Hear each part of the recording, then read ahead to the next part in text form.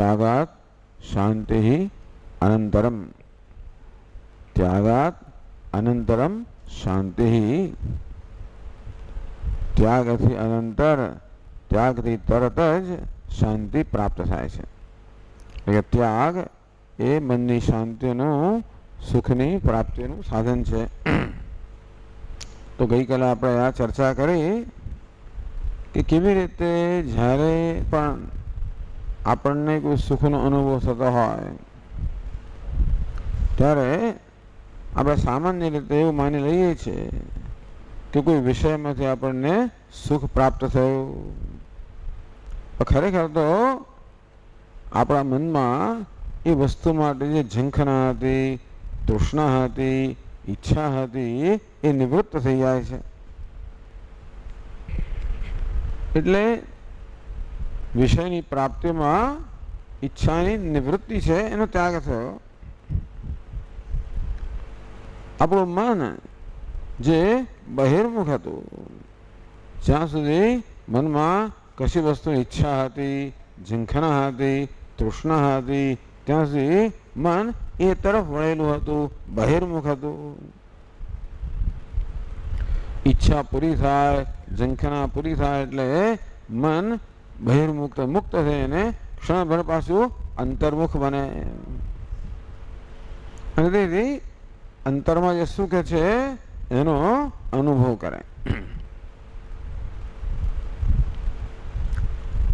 એટલે આપણને એ અંતર્મુખતાનો આનંદ છે. આપણને કોઈ ગમતી વસ્તુ મળે એ તો એમાં નિમિત્ત રૂપ બને છે.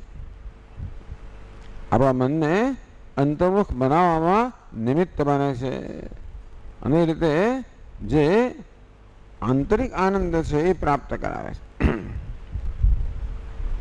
તો જેમ જેમ આવી રીતે વિષયની આસક્તિ દૂર થતી જાય, જેમ જેમ મનની બહિર્મુખતા ઘટતી જાય, જેમ જેમ મન અંતર્મુખ બનતું જાય, તેમ તેમ જે આનંદ છે એનો જ અનુભવ થાય છે.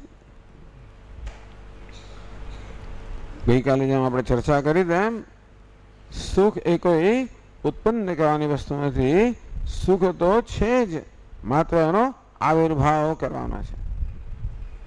જેમાં આકાશમાં સૂર્યપ્રકાશ છે જ, વાદળ દૂર થવાથી જે છે વ્યક્ત બને, એનો આવિર્ભાવ થાય.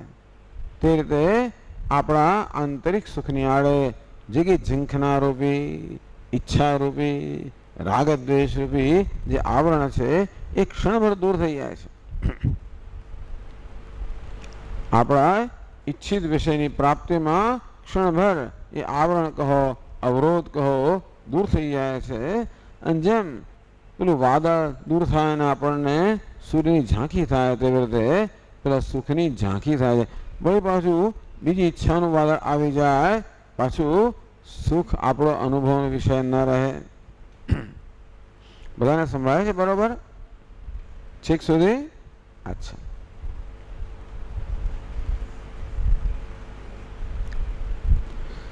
એટલે આ સુખના અનુભવની સમજ બહુ મહત્વની રહે છે. આપણો સામાન્ય નિર્ણય કે સુખ તો બહારથી કે વિષયમાંથી આવે છે એ આપણી સમજ બરોબર નથી. સુખ જ્યારે બહારના વિષયમાંથી આવતું જણાય છે ત્યારે પણ ખરેખર તો એ અંતરમાંથી આવતો હોય છે. એના માટે ઘણીવાર મહાત્માઓ આપણું રોજ બધું દૃષ્ટાંત આપે. ક્યારેક પેલું કૂતરું છે ને સૂકું હાડકું ચાવતું હોય છે. એ સૂકું હાડકું ચાવવામાં કૂતરાને વળી શું એને રસ મળતો હશે? પણ હાડકું જે સૂકું છે, એના પેલા ખૂણા છે, એના મનમાં કંઈક, એના મોંમાં કંઈક ઘા કરે, એમાંથી લોહી વહેતું હોય છે. અને કૂતરું એ પોતાના લોહીનો જ અનુભવ કરતો, એને એમ કે હાડકામાંથી આવે છે, વાસ્તવમાં પોતાનામાંથી આવી રહ્યો. હવે એક દ્રષ્ટાંત આપે છે કે સુખનો તો એકમાત્ર સ્ત્રોત કે ઉદ્ભવ સ્થાન છે અને તે છે ચૈતન્ય. જળમાં ક્યારે સુખ ના હોય, ચેતનમાં જ સુખ હોય. જગતમાં એક જ વસ્તુ ચેતન છે અને તે છે આત્મા, બાકી બધું જળ છે. એકમાત્ર આત્મા કે ચૈતન્ય છે એ જ બધા સુખનું ઉદ્ભવ સ્થાન છે. એને સત ચિત આનંદ કહે છે. જે ચિત્ત છે ચૈતન્ય એ જ આનંદ છે. અને તેથી જ્યાં આનંદ છે ત્યાંથી જ તે પ્રાપ્ત કરવાનો પ્રયત્ન કરવો એનું નામ જ વિવેક. જે આનંદ નથી, જેમ કે વિષયો વગેરે જળ વસ્તુઓ, એમાંથી આનંદને ખોળવાનો કે શોધવાનો સંઘર્ષ કરવો, મથામણ કરવી, વારંવાર નિરાશ થવું, એ તો અવિવેકમય જીવન છે. વિવેક એકવાર જીવનનો જન્મે, જેને વેદાંતમાં પ્રાપ્તસ્ય પ્રાપ્તિ કહે છે. જે પ્રાપ્ત છે એની જ પ્રાપ્તિ. ગઈકાલે દૃષ્ટાંત આપેલું કે પેલી માં તો કંઠમાં જ છે અને કોઈક રીતે મારા ખ્યાલની બહાર જતો રહે છે અને હું એને શોધતો હોઉં છું. કોઈ નસીબ જો કે કોઈ ધ્યાન દોરનાર નહીં મળે. એક પુસ્તકમાં આવી આખી કથા મેં વાંચી કે ઘરની પુત્રવધુ છે, સાસુ ક્યાંક બહાર ગયા છે. હવે આને પોતાની એને એમ કે મેં મારી માં ક્યાંક મેં મૂકી હતી અને મૂકી હતી અને જતી રહી, દેખાતી નથી. આને એમ થયું કે ઉંદર મારી માળા ખેંચી ગયો. પછી તો એને બૂમ કરી આસપાસના બધા પડોશીઓ ભેગા થઈ ગયા. ઉંદરના દર જોવા મળ્યા, ખોદવા મળ્યા, ઘરને ખોદવા મળ્યું. એટલા લોકો મચી પડ્યા કે ઘર ખોદાઈ ગયું આખું. શેના માટે? પેલી માળાની શોધમાં. કેટલીક વખત પછી સાસુને કેવું આવતા વાર લાગી. બહુ વાર પછી સાસુ પાછી આવી ત્યારે શું ચાલે આ ઘરની અંદર? તો પછી કોઈ તમારી આ પુત્રવધુ છે એની માળા ખોવાઈ ગઈ. પણ સાસુની આંખો ચકોર હતી, તરત નજર કરી, જરાક એને માળાનો જરાક ભાગ દેખાઈ ગયો. તરત એને પુત્ર બન્યો. માળા તો તારા કંઠમાં જ છે. બહુ થતું હોય છે. આ વેદાંત આપણે કહે છે કે આપણું જીવન આ પ્રકારનું જ છે. જે આપણે છીએ એ જ આપણે શોધવાનો બહાર પ્રયત્ન કરીએ છીએ. એટલે વિવેક એને કહેવાય કે એવું જીવન જીવવું જેથી આપણું જે સુખ છે એનો આવિર્ભાવ થતો રહે. એનું સાધન કયું? ત્યાગ. જેમ પેલો આપણે સુખનો અનુભવ થાય ત્યારે આપોઆપ ત્યાગ થઈ જતો હોય છે. આપણે ખબર નથી હોતી. ઈચ્છાનો ત્યાગ થઈ જાય, તૃષ્ણાનો ત્યાગ થઈ જાય, બહિર્મુક્તાનો ત્યાગ થઈ જાય, ક્ષણભર રાગ દ્વેષનો ત્યાગ થઈ જાય. ઈચ્છા પૂરી થાય ને એટલે એક ક્ષણે તો મનમાં કોઈ રાગ દ્વેષ રહે નહીં, મન ખુશ થઈ જાય. તો કોઈ રાગ દ્વેષ રહે નહીં. આમ રાગ દ્વેષનો ત્યાગ થઈ જતો હોય છે, ઈચ્છાનો ત્યાગ થઈ જતો હોય છે. પણ જે થઈ જતું હોય છે એ આપણા કાબુમાં ન હોય એટલે વળી પાછું બીજી ક્ષણે આવીને સવાર થઈ જતું હોય છે. તો વ્યવસ્થિત રીતે આપણે એનો ત્યાગ કરીએ જેથી ગયેલી વસ્તુ પાછી ના આવે. તો એ ત્યાગ કેમ કરવો? ગઈકાલે છેલ્લે કહ્યું કે ત્યાગ કરવો એટલે ખરેખર આપણે છોડી દેવું નહીં, પણ એની જાતે છૂટી જવું. આપણે છોડીએ તો છોડવાનું તો એક ક્રિયા છે. એટલે મેં છોડ્યું છે એ પ્રકારની એક સભાનતા રહી જતી હોય છે. અને ઘણી વાર એ છોડવાનું કર્મ બહારથી હોય પણ અંદરથી વસ્તુ છૂટતી નથી કે મેં છોડ્યું એ પ્રકારની એક સભાનતા રહી જતી હોય છે. વસ્તુ છૂટી જ જાય. જેમ પેલો દારૂડિયો છે, રોજ 7 પડે ઘેર આવે એટલે 6:30 થાય એટલે એના બધા મિત્રો ભેગા થઈ જાય કે એક મહેફિલ ત્યાં આગળ જામે. એટલો મોટો હાર્ટ એટેક એને આવ્યો કે ડોક્ટરે કે ફરી જો પીધો છે તો તું જીવવાનો નથી, એટલે આજથી જ છોડી દે. છોડી દીધો. સાંજે કરવું શું? પહેલા રોજ સાંજ પડે મહેફિલ જામે, મિત્રો આવે, હવે તો સાંજે કોઈ આવવાનું રહ્યું નહીં. કોઈ કે ભાઈ એને એક સુઝાવ આપ્યો કે ભાઈ તું જે રામચરિત માનસનો રોજ પાઠ કરે રામાયણમાં જ એ શરૂ કર્યું. શરૂઆતમાં એના પેલા મિત્રો આવે, કયા મિત્રો? મહેફિલ માણનારા મિત્રો આવે, થોડોક બેસે, આ રામાયણની ચોપાઈઓ ચાલે, સાંભળે, ઉઠીને જતા રહે. ચાલો આને કંઈક થઈ ગયું લાગે છે, સુધરશે પાછો, એટલે બીજી દિવસ આવે કે પેલો સુધરે. એ તો સુધર્યો નહીં. થોડા દિવસ મિત્રો આવ્યા અને જતા રહ્યા. આ ત્યાગ થઈ ગયો. કોણ ત્યાગ થઈ ગયો? એને મિત્રોનો ત્યાગ થઈ ગયો. એને ત્યાગ નથી કર્યો, પેલા લોકો એને છોડીને જતા રહ્યા. આવું હોય તો પછી એ ત્યાગ કેવો છે? એ કાયમી ત્યાગ છે. આવું કંઈક થવું જોઈએ. એ ક્યારે થાય? આપણા મનની સ્થિતિ જેમ જેમ બદલાતી જાય તેમ તેમ વસ્તુ આપણને છોડતી જાય. એને માટે આપણે એક વ્યવસ્થિત પ્રયત્ન કરવો જોઈએ. એને માટે ભગવદ્ ગીતામાં કેટલીક એટીટ્યુડ્સ, કેટલીક ભાવનાઓ ભગવાન શીખવે છે. મૂલ્યો અને ભાવનાઓ, વેલ્યુઝ એન્ડ એટીટ્યુડ્સ. કેટલાક મૂલ્યો, કેટલીક ભાવનાઓ ભગવાન શીખવે છે. અમારા સ્વામી હંમેશા કે કર્મયોગ એટલે આ ભાવનાનો યોગ. કયા પ્રકારની ભાવના આપણા મનમાં જણાવવી એને જ યોગ કહે છે. તો પહેલા તો ભગવાન કહે છે કે જો ગઈકાલે આપણે વાત કરી સંક્ષેપમાં કે આપણું મન આ 3 ગુણોનું બનેલું છે, સત્વ, રજસ અને તમસનું. ત્યાં રજસની વાત કરી, કેવું અશાંતિ જન્માવે છે. લોભ હોય, પ્રવૃત્તિ હોય, એક પછી એક કર્મ થયા કરતા હોય, મનમાં અજંપો હોય, સ્પૃહા હોય. જ્યારે તમો ગુણની પ્રધાનતા હોય ત્યારે નિષ્ક્રિયતા હોય, નિદ્રા, આલસ્ય, પ્રમાદ. નિદ્રા હોય, આળસ હોય, પ્રમાદ હોય, કશું કરવાનું ગમે નહીં, કોઈ પ્રકારની આંતરિક પ્રેરણા ન જન્મે, કામનો ઢગલો પડ્યો હોય તો એ કરવાની ઈચ્છા જ ન જન્મે. જે કરવાનું હોય એને બદલે બીજું કશું જ કર્યા કરવું.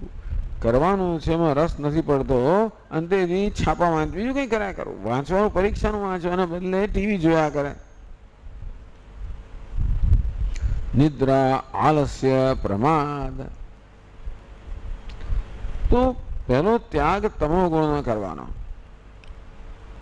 રજોગુણનો આશ્રય લઈને તમો ગુણનો ત્યાગ, સત્વગુણનો આશ્રય લઈને રજોગુણનો ત્યાગ, અને પછી સત્વનો ત્યાગ એ જરા જુદા પ્રકારનો ત્યાગ છે. પણ કર્મયોગના સ્તરે, કર્મના સ્તરે જે ત્યાગ થાય છે એ આ પહેલા 2 પ્રકારનો ત્યાગ છે. રજોગુણનો આશ્રય લઈને તમોગુણનો ત્યાગ, પછી સત્વનો આશ્રય લઈને રજોગુણનો ત્યાગ. તો જેને તમોગુણની મનમાં પ્રધાનતા હોય ત્યારે શું? નિષ્ક્રિયતા હોય. કંઈ માણસ કંઈ કરવા ના ઈચ્છે. ભગવાનને નિષ્ક્રિયતા જરાય ગમતી નથી. ભગવદ્ ગીતામાં સતત આ કર્મનો જ ઉપદેશ છે. અર્જુન નિષ્ક્રિય બની જવા માંગતો હતો. વિસૃજ્ય સશરમ ચાપમ શોક સંવિઘ્ન માનસ. અર્જુનના મન પર તમોગુણ સવાર થઈ ગયો હતો. એને કશી વસ્તુમાં રસ નહોતો પડતો. ન કાંક્ષે વિજયમ કૃષ્ણ ન ચ રાજ્યમ સુખાની ચ. હે ભગવાન, મને રાજ્ય ના જોઈએ, વિજય ના જોઈએ, રાજ્ય ના જોઈએ, સુખ ના જોઈએ. મન સાત્વિક હોય ને તો પણ ના જોઈએ, મન તમોગુણ તો પણ ના જોઈએ. પેટ ભરેલું હોય તો પણ ખાવાની ઈચ્છા ના થાય, અને રુચિ ના હોય તો એ ખાવાની ઈચ્છા ના થાય. તો અર્જુન જ્યારે ભગવાનને કહે કે મને રાજ્યના વિજય ના જોઈએ, રાજ્ય ના જોઈએ, સુખ ના જોઈએ, રસ એનો ઉડી ગયો છે. કશું કરવાનું કોઈ રસ ના હોય. ભગવાન કે તું યુદ્ધ કરીશ તો તને વિજય પ્રાપ્ત થશે, રાજ્ય પ્રાપ્ત થશે, તને કીર્તિ પ્રાપ્ત થશે, તને સુખના સાધન પ્રાપ્ત થશે, મને કાંઈ નથી જોઈતું. આમ તમોગુણ હોય ત્યારે આળસ એટલે રસનો અભાવ. અલસસ્ય ભાવ આલસ્યમ, અલસના ભાવને રલયો અભેદ, અરસના ભાવને રસ ન જન્મવો, એને રસહીનતાને આળસ કહે છે. એટલે આજે ભગવદ્ ગીતાનો પ્રારંભ નિષ્ક્રિયતાથી થયો. અર્જુનના મનમાં ગૂંચવાડો છે. સંન્યાસ એક વસ્તુ છે, નિષ્ક્રિયતા બીજી વસ્તુ છે. અર્જુન એમ માને છે કર્મ ન કરવું એનું નામ સંન્યાસ. પણ માણસ નિષ્ક્રિય હોય, તમોગુણ ત્યારે કર્મ ના કરે, એ તો સંન્યાસ, એ તો તદ્દન વિરુદ્ધ છે સંન્યાસનું. ભગવાન ઈચ્છે કે અર્જુન સંન્યાસી બને, એની એમને ના નથી. કેટલાક લોકો એમ માને છે કે ભગવાન તો અર્જુનને કર્મનો ઉપદેશ કેમ કરે છે, જેથી એમનું કામ સધાય.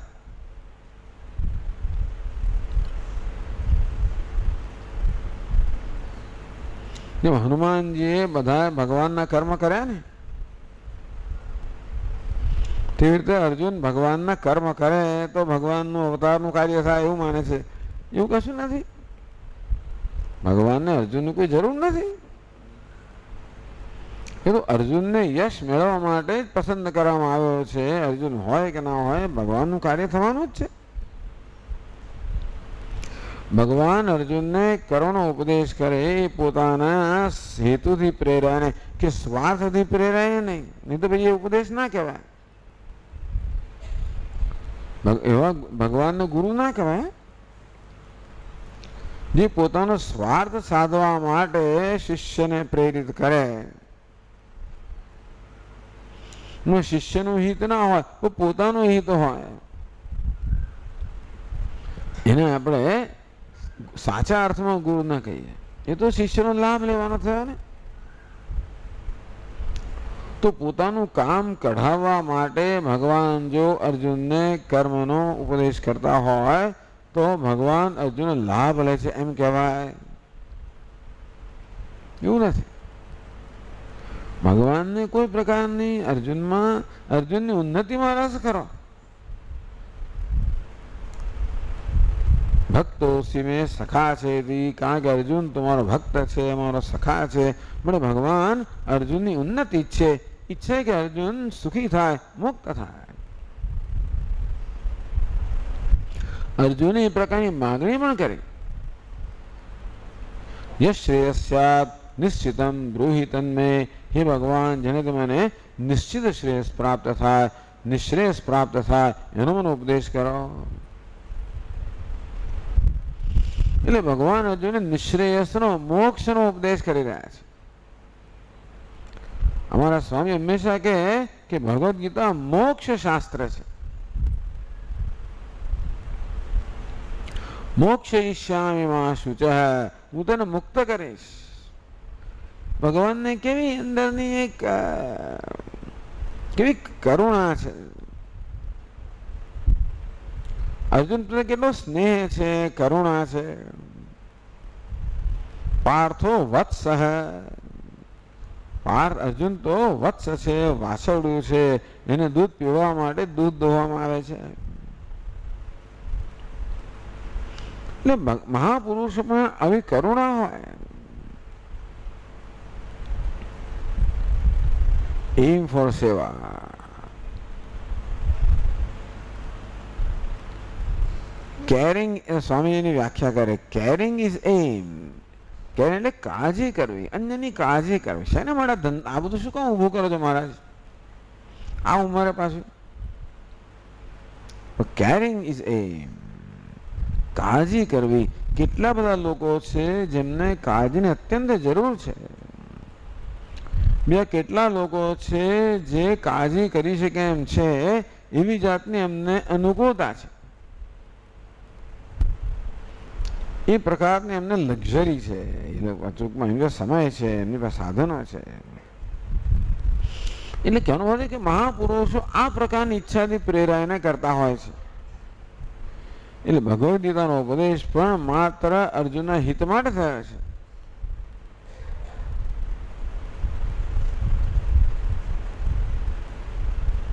યત્તેહમ પ્રિયમાય વક્ષ્યામિ હિતકામ્યયા, ભગવાન પોતે જ કહે છે. ભૂય એવ મહાબાહો શૃણુ મે પરમં વચઃ હિતકામ્યયા, તારા હિતની કામનાથી પ્રેરાઈને હું તને કહું છું. અર્જુન નિષ્ક્રિય બની ગયો છે. એ નિષ્ક્રિયતાને એ સંન્યાસની સાથે એના મનમાં ગૂંચવાડો છે કે આનું નામ કર્મ છોડી દો, એનું નામ સંન્યાસ. તો કેવું નથી ભાઈ, કર્મ છોડવું નામ સંન્યાસ નથી. કર્મ છૂટવું નામ સંન્યાસ છે, છોડવું નહીં. અર્જુન કર્મ છોડવા માંગે છે, કોઈ છોડી ના શકે. યદહંકારમાશ્રિત્ય ન યોત્સેતિ મન્યસે મિથ્યૈષ વ્યવસાયસ્તે પ્રકૃતિસ્ત્વામ નિયોક્ષ્યતિ. હે અર્જુન, 18 અધ્યાય સુધી 18 અધ્યાયનો મેં તને ઉપદેશ કર્યો, જેમાં અનેક બધી તને અનેક કારણો સમજાવે કે શા માટે તારે આ કર્તવ્ય કર્મ કરવું જોઈએ. અનેક મેં તને કારણો સમજાવ્યા, અને છતાં પણ અહંકારને વશ થઈને તો એમ માને કે મને ભગવાન તમારી સલાહની કોઈ જરૂર નથી, શું કરવું મને ખબર છે ભાઈ. હવે યદ અહંકારમાશ્રિત્ય ન યોત્સે ઇતિ મન્યસે, આટલું કહેવા છતાં પણ તું જો એવા નિર્ણય પર આવે કે હું તો કર્મ નહીં કરું, મિથ્યૈષ વ્યવસાયસ્તે, કર્મ નહીં કરવાની તને સ્વતંત્રતા નથી.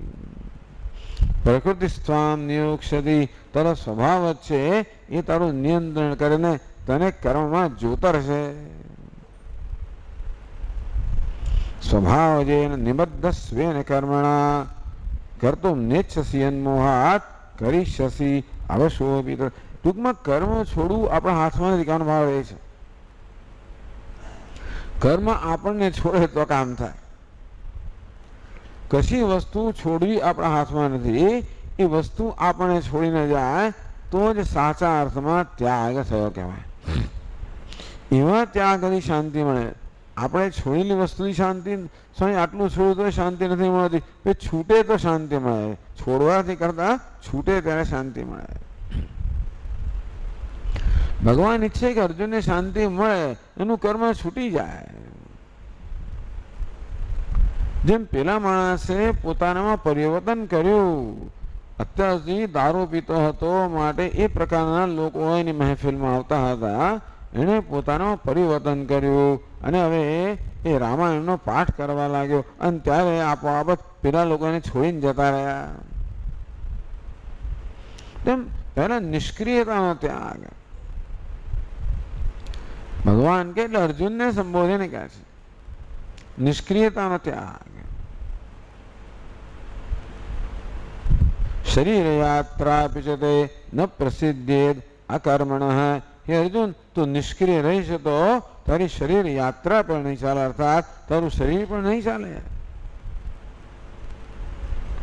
તારું શરીર જે ચાલે છે, જીવન જે ચાલે છે, એ આખા જગતના ઉપકારને કારણે ચાલે છે.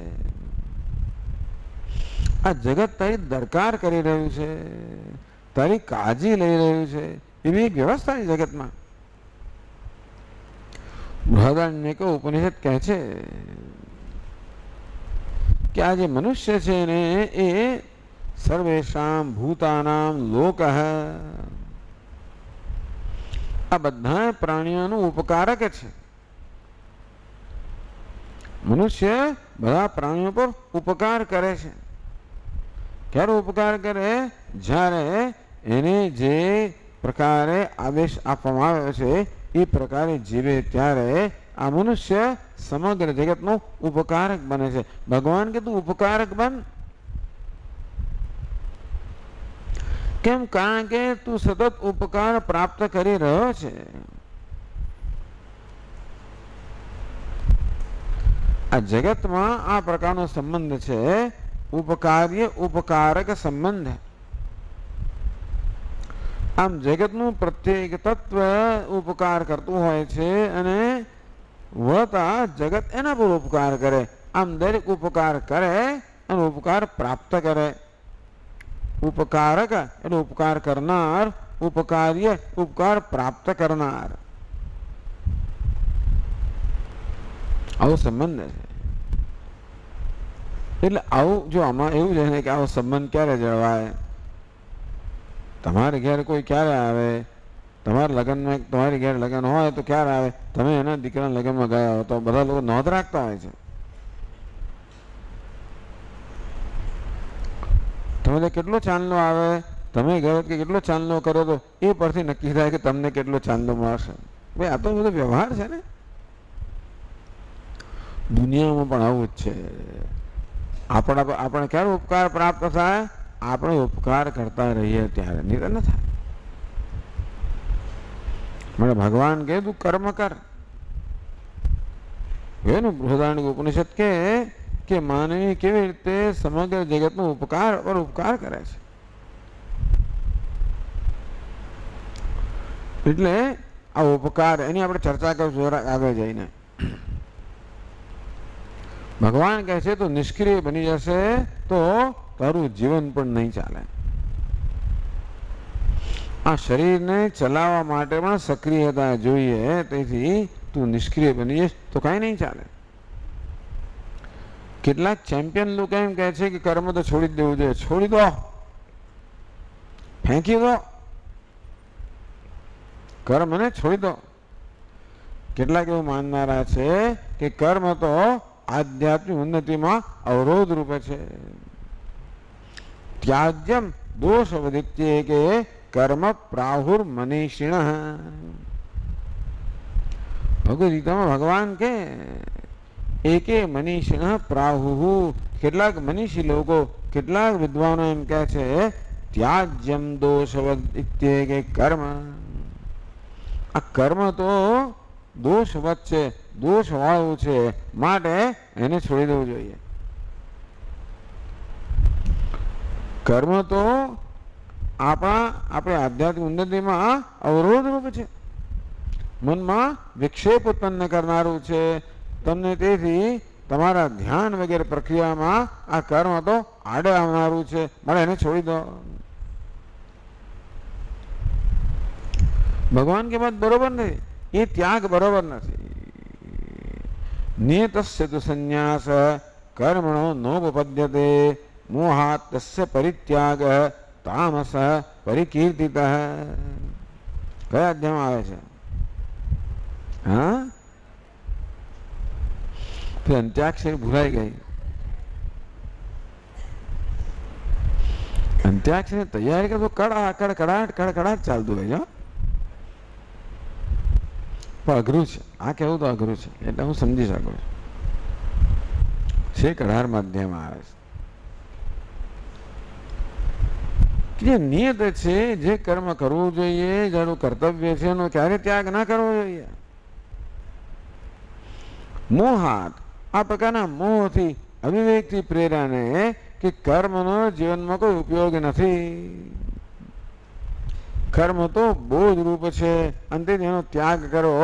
આ પ્રકારના અવિવેકથી, આ પ્રકારની ખોટી સમજણથી, મેં ગઈકાલે કહ્યું ને કે માનવી જે કરતો હોય બધું એની સમજણથી પ્રેરાયેલું હોય છે. દરેક વસ્તુ વિશે આપણને અભિપ્રાય હોય છે, આપણી સમજ હોય છે. તેમ કર્મ વિશેમાં આપણો અભિપ્રાય હોય, આપણી સમજ હોય. એવી કદાચ સમજ આપણામાં ઉત્પન્ન થઈ હોય કે કર્મ કરો તો વિક્ષેપ છે, મારે છોડી દેવું જોઈએ. ભગવાન કે એનું નામ મોહ છે, એ ગેરસમજ છે, અવિવેક છે, અણસમજ છે. મોહાતસ્ય પરિત્યાગ. ઘણી વાર આપણી પાસે કોઈ મૂલ્યવાન વસ્તુ હોય, તેની કિંમત ન જાણતો હોય, આપણે એને છોડી દેતા હોઈએ છીએ. એ ખેડૂત પાસે આખો કોથળો ભરીને પથ્થરો હતા. એ રોજ સવારે પહેલા પક્ષીઓને મારવા આપણે, પછી ખબર પડી આ તો હીરા છે બધા. એટલે પેલા કેવા હીરા હજી ચળકાટવાળા નથી, એની પહેલાંની અવસ્થા હોય ને તો આપણે ખબર ના પડે કે આ હીરા છે, પણ હીરાનો કોથળો ભરેલો હતો, ખબર ના પડે, છોડી દઈએ આપણે.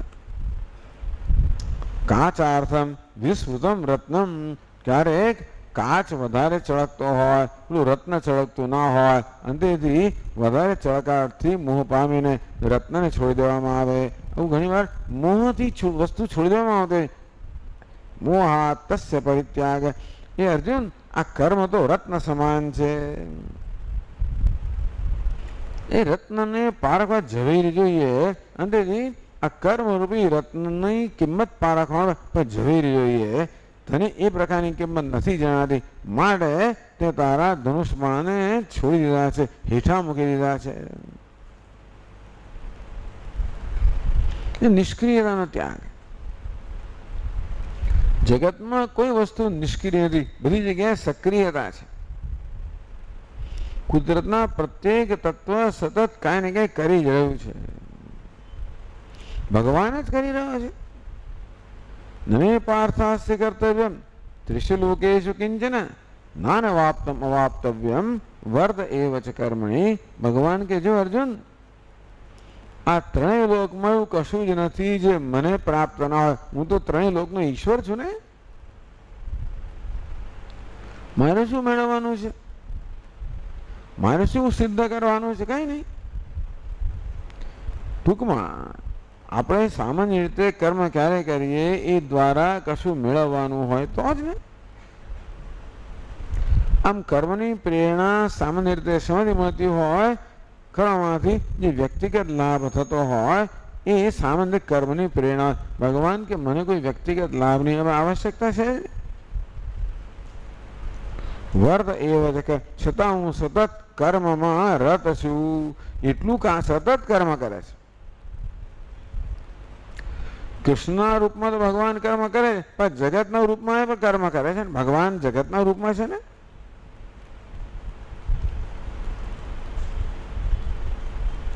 આમ જગતના રૂપમાં અભ્યક્ત ભગવાન સતત કર્મરત છે. ભગવાનના બે રૂપ છે, એક ભગવાનનું સક્રિય રૂપ, બીજું ભગવાનનું અકર્મ રૂપ, નિષ્ક્રિય રૂપ ને અકર્મ રૂપ. ભગવાન શિવજીના આપણી સમક્ષ બે ચિત્ર હોય છે. એક તો ભગવાન ઘણી વાર આપણે નટરાજનું ચિત્ર હોય છે ને, નૃત્ય કરતા હોય, એ નટરાજ શું બતાવે છે, આ જગત બતાવે છે. આ જગતનો ભગવાન નટરાજ સતત નૃત્ય કરી રહ્યો છે. નૃત્યની અંદર હંમેશા તાલ હોય, લય હોય, ભાવ હોય, રસ, આ બધું હોય નૃત્યની અંદર. તે જગત પણ એક આ સુંદર એક વૈશ્વિક નૃત્ય છે. એનું દરેક જેમ પેલું નૃત્ય શરીરનું એક એક અંગ કેવું અંદર એને સંકળાયેલું હોય, દરેક અંગ એની અંદર એ તાલમાં લયમાં જોડાયેલું હોય. તેમ જાણે કે સમગ્ર વિશ્વ ભગવાનનું એક શરીર ના હોય, અને ભગવાન જ્યારે નૃત્ય કરતો હોય ત્યારે સમગ્ર જગતનું શરીર નૃત્ય કરી રહ્યું છે. એક લય છે, તાલ છે, સક્રિયતા હોય. ભગવાનનું એક રૂપ છે. બીજું રૂપ કેવું, દક્ષિણામૂર્તિ. ભગવાન તો અથવા તો ધ્યાનસ્થ અવસ્થામાં હોય. બીજું રૂપ છે, એ નિષ્ક્રિય નથી, એ કહેવાય નિષ્કર્મ છે, અર્થાત એ કર્મની ઉપર ઉઠેલા છે. નિષ્ક્રિયતા એક વસ્તુ છે, નિષ્કર્મતા બીજી વસ્તુ છે. ન કર્મણામ અનારંભાત નિષ્કર્મ્યમ પુરુષોસ્નુતે. ભગવાન અર્જુન કે હે અર્જુન, કર્મ ન કરવાના કારણે તું નિષ્કર્મ પ્રાપ્ત નહીં કરે, તું નિષ્ક્રિય બની જવાથી નિષ્કર્મ પ્રાપ્ત નહીં કરે. આ નિષ્ક્રિય એક વસ્તુ છે, નિષ્કર્મતા બીજી વસ્તુ છે. બીજી વસ્તુ એ પ્રકારની વ્યાખ્યા કરવામાં આવે.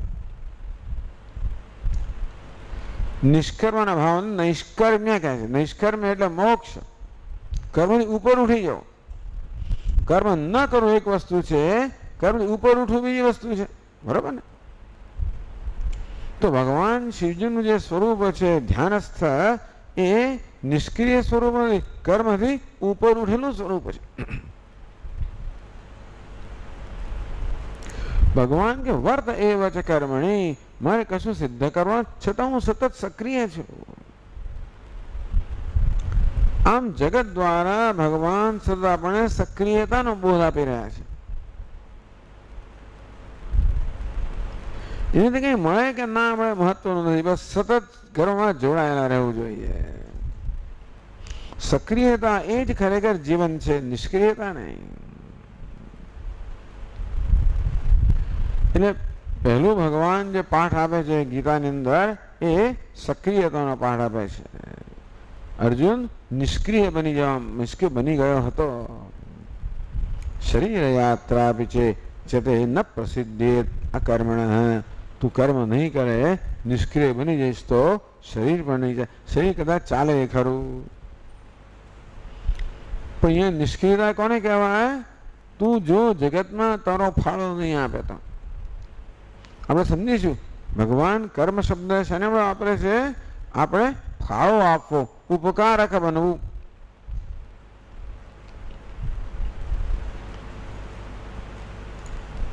મોહાત તસ્ય પરિત્યાગ તામસ પરિકીર્તિત. ભગવાન કે કર્મનું મૂલ્ય ન સમજવાને કારણે એનો ત્યાગ કરો. અર્જુન કર્મ મૂલ્ય સમજતો નથી. અર્જુન માને કર્મ માત્ર વિજયની પ્રાપ્તિનું સાધન છે, રાજ્યની પ્રાપ્તિનું સાધન છે, ભૌતિક સુખની પ્રાપ્તિનું સાધન છે. એ વિજયમાં, રાજ્યમાં, ભૌતિક સુખમાં એને રસ રહ્યો નથી. તો મારે કર્મ શા માટે કરવું? ન ચ શ્રેયોનુપશ્યામી હત્વા સ્વયંમાં. હવે આ કર્મ કરવાથી મને કોઈ શ્રેય કહો કે કંઈ કલ્યાણ થાય, ફાયદો થતો મને જણાતો નથી. એ ફાયદો શું જોવે છે? કોઈ ભૌતિક ફાયદો જોવે છે? નથી. તો ભગવદ્ ગીતામાં ભગવાન કહી રહ્યા છે કે કર્મના બે પાસા છે. એક તો કર્મથી એક ભૌતિક આપણે લાભ થતો કે ભૌતિક પરિણામ આવતું હોય. કર્મ એક બીજું પરિણામ છે, આધ્યાત્મિક પરિણામ પણ છે. કર્મના બે પાસા છે. કર્મથી બે પ્રકારનું પરિણામ મળે. એક ભૌતિક પરિણામ મળે જેને દૃષ્ટ ફળ કહેવામાં આવે. બીજું છે આધ્યાત્મિક પરિણામ, અદૃષ્ટ ફળ.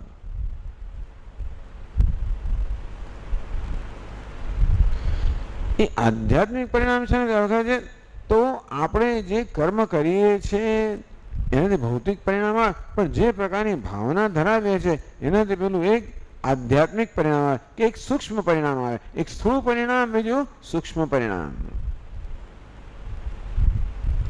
તો એ ભગવાન શીખવવા માંગે છે કે જો યોગ્ય ભાવનાથી કર્મ કરવામાં આવે તો એ સૂક્ષ્મ પરિણામ આપણે મદદ કરનારું મળે, આપણે ઉન્નતિ કરનારું નીવડે. જો ભાવના ખોટી હોય તો એ જ પરિણામ વળી આપણનું અહિત કરનારું નીવડે. એટલે ભાવના શીખવે છે કે જગતમાં જે પ્રકારની એક સંવાદતા છે, જગતમાં જે કાયદો છે, જગતમાં એક જે લય છે, તાલ છે, પ્રવાહ છે, એની સાથે જોડાઈ જાય. આ જગત રૂપી એક મહાવાજિંત્ર વાગી રહ્યું છે. તારો દેહ મન બુદ્ધિનું વાજિંત્ર પણ જો એની સાથે તું લયમાં, તાલમાં, સૂરમાં વગાડીશ તો જીવનમાં તને સંવાદિતા મળશે. આપણે આપણું વાજિંત્ર બંને રીતે વગાડી શકીએ. ક્યાં તો બીજા સાથે લયમાં, તાલમાં વગાડીએ કે જેમ ફાવે એમ વગાડીએ. ઓર્કેસ્ટ્રા અહીંયા આગળ મળી હોય અને એમાં આપણને કશું શંખ ફૂંકવાનો આપ્યો, જેમ ફાવે એમ ફૂંક્યા કરીએ તો ઘોંઘાટ ઉત્પન્ન કરીએ.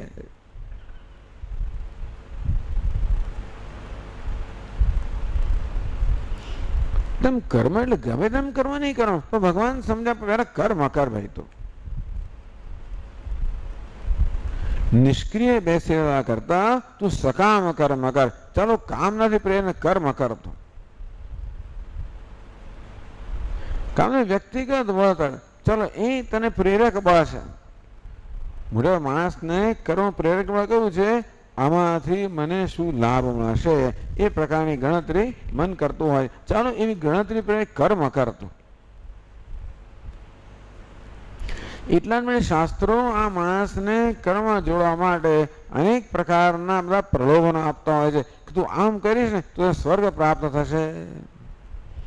આમ કરીશ તો સંપત્તિ પ્રાપ્ત થશે, આમ કરીશ તો પ્રજા પ્રાપ્ત થશે, આમ કરીશ એમ કરતા કર્મના ફળની આ વેદની અંદર પણ કર્મના ફળની ઘણીવાર બહુ પ્રશંસા કરવામાં આવતી હોય. શેને કારણે? માણસને જેને એમાં પ્રેરિત કરવા માટે, એનું પ્રલોભન જે છે ને એને લોભિત કરવા માટે થોડું પ્રલોભન આપવામાં આવે. પેલો પરીક્ષા આવે અને છતાં વાંચતો ના હોય તો પ્રલોભન આપીએ કે જો તું પાસ થઈશ તો તને ફરણ લાવી આપીશ. ત્યાં તો મા બાપ કે દીકરાને કે હાઈસ્કૂલમાં તું ફરણું પરિણામ લાવીશ તો નવી મોટર ગાડી લાવી આપીશ. અને અમુકથી વધારે પરિણામ લાવે એ તો હિન્દુસ્તાનમાં એવું તો કહે છે, મને એમ કે અમેરિકાની જ વાત હોય, હિન્દુસ્તાનમાં થાય છે. અમુક પ્રકારનું પરિણામ લાવીશ તો અમુક પ્રકારની મોટર ગાડી લાવી આપીશ. એટલે પેલો પછી પરિણામમાં એને બહુ રસ ના હોય, એને ભણવામાં રસ પણ મોટર ગાડીમાં રસ હોય, અને માટે કર્મફળની આસક્તિથી પ્રેરાય અને કર્મ કર એ નિષ્ક્રિય કરતા એ સારું.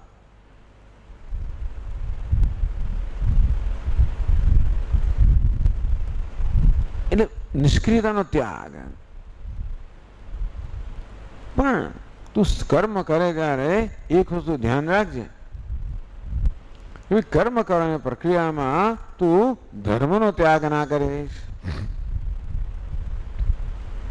માણસે ભગવાનને સ્વતંત્રતા આપેલી છે ને, શેની સ્વતંત્રતા? પસંદગીની સ્વતંત્રતા. શું કરવું શું ના કરવું એ નક્કી કરવાની સ્વતંત્રતા ભગવાને આપેલી છે. એને ફ્રી વિલ કહેવાય. એ સ્વતંત્રતા બહુ જ મહાન, ભગવાનની મહાન ભેટ છે. આપણને ભગવાને બહુ સ્વતંત્રતા નથી આપી, થોડીક જ આપી છે, બહુ નથી આપી. આપણે જેવી રીતે અમદાવાદના રસ્તાઓ પર વાહન ચલાવતા હોય તો બહુ ઓછી સ્વતંત્રતા આપણને હોય. પેલા સ્કૂટરો શું કરશે અને રિક્ષાવાળા શું કરશે અને બસવાળા શું કરશે એ તો એ લોકો જ જાણે. ટૂંકમાં એ આપણે કશું નિયંત્રિત ના કરી શકીએ. એ તો જે છે તે છે, રસ્તા ખાડાવાળા હોય જે હોય તે. ટૂંકમાં એટલી બધી વસ્તુઓ છે જેના પર આપણો કોઈ કાબુ નથી. આપણે એ વસ્તુ સ્વીકારી લેવી પડે. થોડીક સ્વતંત્રતા છે. હું મારી મોટર ગાડીમાં બેઠેલો હોઉં તો મારું સ્ટિયરિંગ વ્હીલ મારા હાથમાં છે, મારી બ્રેક, મારું એક્સિલેટર, મારું સ્ટિયરિંગ, આટલા પર મારી બહુ મર્યાદિત સ્વતંત્રતા છે. બીજા કોઈને બદલવાની મને સ્વતંત્રતા નથી, બીજા કોઈનું નિયંત્રણ કરવાની સ્વતંત્રતા, પણ મારી જાતનું નિયંત્રણ કરવાની સ્વતંત્રતા મને છે. તો વિચાર કરો, અમદાવાદ જેવી પરિસ્થિતિ રસ્તા પર જેવી છે એ અમેરિકા દેશમાં હોય તો હજારો અકસ્માત થાય. એક બે નહીં, હજારો અકસ્માત થાય. આપણે લોકો સહી સલામત આવીએ છીએ, જઈએ છીએ, વર્ષોના વર્ષો જીવીએ છીએ. બહુ તો કદાચ હાડકું ભાંગે વચ્ચે વચ્ચે ક્યારેક ક્યારેક, પણ મોટે ભાગે આપણું ચાલે છે બરાબર. એક મોટું આશ્ચર્ય છે ખરેખર. એ પછી જ લોકો કહે છે કે ભગવાન હોવો જોઈએ, બાકી આગે ચાલે નહીં. આવી રીતે કહેવાનું મને છે કે આપણને મળેલી અત્યંત મર્યાદિત સ્વતંત્રતાથી આપણે આપણા વાહનનું સંચાલન કરીને આપણા ધ્યેયને, ગંતવ્ય સ્થાનને પ્રાપ્ત કરીએ છીએ ને. બસ હવે કે થોડી સ્વતંત્રતા આપણને જીવનમાં છે. આ બધી વસ્તુઓનો એ બદલવાની કે એમને આપણને સ્વતંત્રતા નથી. સંજોગો તો ઊભા થતા હોય છે, આપણે બદલી ના શકીએ. તમે જાત જાતની બધી ગણતરીઓ કરો પણ ઘણી વાર ગણતરી તદ્દન ઉલટી પડી જાય. પેલા ચેસની રમત રમતા હોય ને ઘણી ગણતરી કરતા હોય છે અને પેલો હોય કે લાવી દે કે સુધી ચેક થઈ જાય. ખબર જ ના પડે. જીવનમાં બહુ વાત ચેક થઈ જતો હોય છે. આપણે એમ કે આમ બધું થશે, થાય કંઈક બીજી રીતે થાય. એટલે ભગવાન તો કંઈક સ્વતંત્રતા આપી કે આપણું વાહન કેમ ચલાવવું બસ. પણ ઘણી વાર આ વાહનને કારણે એવી એક એક્સાઇટમેન્ટ હોય છે, એવી એક અંદરની ઉત્કંઠા હોય છે કે આપણે ઘણી વાર પેલું ભૂલી જતા હોઈએ છીએ. નવી નવી મોટર ગાડી લાવ્યા હોય એને ઝડપથી ચલાવવાની મજા શું છે, પેલી ગતિની શું છે, ગતિની મજા. એવું છે ને, ગતિની મજા, ઝડપની મજા. હા હા, એ ખરું, પણ ઝડપની મજા. ઝડપની મજા. એવું માણવાની ઈચ્છા થઈ આવે તો શું થાય? એટલે કે આપણને સ્વતંત્રતા આપી છે ખરી, તો સ્વતંત્રતા વિવેકપૂર્વક એ સ્વતંત્રતાનો આપણો ઉપયોગ કરવો જોઈએ. એટલે કે આપણે એવી રીતે આપણી સ્વતંત્રતા ઉપયોગ કરીએ કે બીજાને નુકસાન કરનારા બનીએ અને આપણને નુકસાન થાય, કોઈ અકસ્માત થઈ ગયો તો બીજાનું શું થાય બિચારાનું, અને આપણું પણ શું થાય. આમ જીવનમાં આ પ્રકારે વર્તવાની એક રીત છે કે જો આપણે અવિવેક દાખવીએ, અંતેથી ખોટી પસંદગી કરીએ, ખોટી રીતે કર્મ કરીએ તો આપણે બીજાને નુકસાન કરીએ અને છેવટે આપણી જાતને પણ નુકસાન કરીએ. તો કેવી રીતે કર્મ કરવું જેથી બીજાને પણ નુકસાન ન થાય ને આપણને? એનું નામ ધર્મ. તો તું સકામ કર્મ ભલે કર, કામનાથી પ્રેરણા કર્મ કર, પરંતુ કર્મ તું ધર્મના આધારે કર. ધર્મ એટલે જગતમાં જે કાયદો છે એ કાયદાને અનુસરવું, એનું નામ ધર્મ. આમ દુનિયાના બધા જ તત્વો કાયદાને અનુસરીને કર્મ કરતા હોય છે, તેમ તું પણ કાયદાને અનુસરીને કર્મ કર. એ કાયદો છે ને એ જ આપણને ધર્મ કહો, કાયદો કહો, એને આપણને મૂલ્ય રૂપમાં કહેવામાં આવે છે કે અહિંસા, સત્ય, અસ્તેય. હિંસા ના કરીશ, જુઠ્ઠું ના બોલીશ, ચોરી ના કરીશ, આ ના કરીશ. શું ના કરવું? હિંસા ના કરીશ, સત્ય એટલે જુઠ્ઠું ના બોલીશ. સાચું બોલ એમ નથી કહેતા, જુઠ્ઠું ના બોલીશ. એવું શંકરાચાર્ય મહારાજ કહે છે. સત્ય લભ્ય તપસા હે, સત્યની વ્યાખ્યા કરતા કહે છે કે સત્ય એટલે જુઠ્ઠું ન બોલવું. સાચું બોલવું એવો કોઈ નિયમ નથી. હું તો સ્વામી સાચું બોલું, ભાઈ જે હોય તો કહી જ દઉં, એવું કઈ જરૂર નથી. હું તો સંભળાવી જ દઉં, એવી જરૂર નથી. એટલે એમાં પણ પસંદગી, બોલવું કે ના બોલવું એ નક્કી કરવાની સ્વતંત્રતા આપણે છે. જો આપણે બોલવાનું પસંદ કરીએ તો પછી સાચું બોલવું, નહીતર નહીં બોલવાનું, જુઠ્ઠું નહીં બોલવું. એ જુઠ્ઠું બોલવાની એક આપણા વૃત્તિ છે. કેમ છે કે જુઠ્ઠું બોલવાથી એક સસ્તો લાભ મળી જતો હોય છે, એક તાત્કાલિક લાભ મળી જાય કે આપણે કશાકમાંથી કોઈ સજામાંથી છૂટી જઈએ. સજા કહો, કોઈ નુકસાન કહો તો છૂટી જઈએ. મારું ખરાબ લાગે, લોકો સાચું જાણી જશે તો શું કહે છે, અને માટે હું જરા જુઠ્ઠું બોલું જેથી મારી લાજ બચી જાય. એટલે ઘણા લાજ બચાવવા માટે, આપણું ઇમ્પ્રેશન ખરાબ ના પડે, આપણે સાહેબ આગળ સારું દેખાય, ફલાણ આગળ સારું દેખાય, મારે નીચું જોવાપણું ન થાય, મને આ નુકસાન ન થાય, વગેરે વગેરે, મારી નોકરી ના જાય, એવું કંઈક.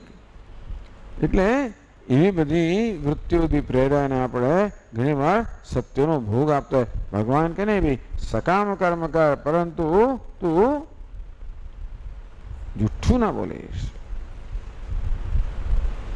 હિંસા ના કરીશ, કોઈને ઈજા ના પહોંચાડીશ. હવે આપણે ઈજા પહોંચાડતા નથી, ઈજા થઈ જાય છે આપણાથી.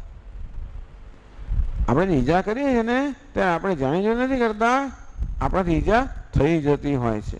એવું કેમ સ્વામી? જ્યારે હું ક્રોધથી પ્રેરાને કશું કરું, લોભથી પ્રેરાને કંઈ કરું, ઈર્ષાથી પ્રેરાને કંઈ કરું, કામ ક્રોધ તથા લોભ, આપણા મનમાં આ પ્રકારના આવેગો રહેલા છે આપણે લઈને આવ્યા છે. જેને ગીતામાં આસુરી વૃત્તિઓ કહેવામાં આવી. આપણા મનમાં બંને પ્રકારની વૃત્તિઓ છે, દૈવી વૃત્તિઓ પણ છે અને આસુરી વૃત્તિઓ પણ છે. જ્યારે આપણે આસુરી વૃત્તિનો વશ થઈએ ત્યારે આપણે એવું કરી બેસતા હોઈએ છીએ જેનાથી બીજાને અને છેવટે આપણને પણ નુકસાન થાય છે. ધ્યાનમાં રાખો કે નુકસાન એટલે આપણે ઈજા કરતા નથી, આપણે ઈજા થઈ જાય છે. શું સ્વામી વાત કરો છો, પેલા આવું બોલે છે ને આમ છે, એ બોલે છે ને એનાથી બોલાઈ જાય છે. અરે એને એક મુક્કો માર્યો, મુક્કો મરાઈ ગયો, માર્યો નથી. માણસ આવું કરે ને ત્યારે એ કામ નથી કરે. એ કોણ કરે છે? એની અંદર ક્રોધ એવું કરતો હોય છે. માણસ પેલા ક્રોધના આવેગમાં આવી જાય અને પછી જે થાય એ હંમેશા કોઈ હિંસાનું જ કાર્ય હોય. માણસ લોભના આવેગથી પ્રેરણા કરે તો પણ બીજાનું નુકસાન કરી બેસે, બીજાનો લાભ લે, બીજાને છેતરે, લાંચ લે, લાભ લે, છેતરે, છેતરપિંડી કરે, છળ કપટ કરે, લોભથી પ્રેરણાઓ કરે.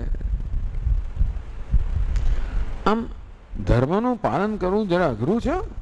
મૂલ્યોનું પાલન સહેલું નથી. ક્યારે કરી શકીએ? બધા આવેગોને આપણે કાબુમાં રાખીએ તો. એટલે પેલા આવેગોને કાબુમાં રાખવાનું કામ. અહિંસા એટલે શું? હિંસાના આવેગને કાબુમાં રાખવો. સત્ય એટલે જુઠ્ઠું બોલવાના આવેગને કાબુમાં રાખવો. અંદરથી આવેગ આવે અને આપણે કાબુમાં રાખીએ. શક્નોતો એવ યસ્સોડું પ્રાક શરીર વિમોક્ષણાત કામ ક્રોધોદ્ભવમ વેગમ સંયુક્ત સ સુખી નરઃ. કયો અધ્યાય છે?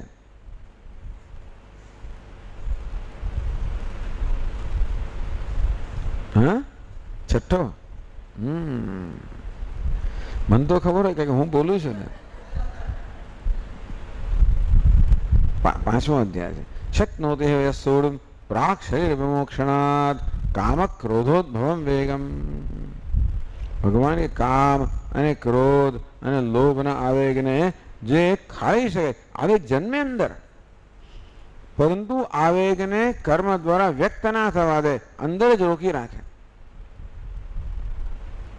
સંયુક્ત સ સુખી નરઃ. ભગવાન કે એ યોગી છે, એ જ સુખી મનુષ્ય છે. આમ અધર્મના ત્યાગ કરવા માટે આ કામ, ક્રોધ, લોભ, ઈર્ષ્યા, તિરસ્કાર, આ બધા જે આવેગો છે, જે આસુરી વૃત્તિઓ છે, એને આપણે કાબુમાં રાખવી પડે. તો અધર્મ આપણે છોડીને જતો રહે. આપણે એને વશ થઈએ તો અધર્મ આપણે વળગે.